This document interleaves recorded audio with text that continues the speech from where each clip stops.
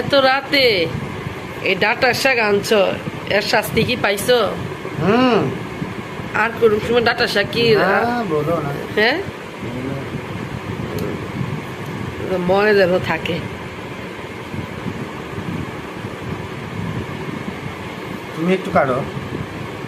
আমি হুম? আমি তো দরটাবে না, আমি যে রান্না করে তোমার খাওয়ামু, হুম, এটা মনে করলা যে আমি তোমার প্রতি একটু দয়া করলাম, তাই চলবো না। এটি চলবো? ঠিক আছে, তাহলে কাটো। হ্যাঁ, অনেক রাত করে কাটো, সমস্যা নেই। আজকে যতটাই তুমি কাটা শেষ করবে ততটাই আমি রান্না শেষ করবো, ঠিক আছে? কাটতে থাকো।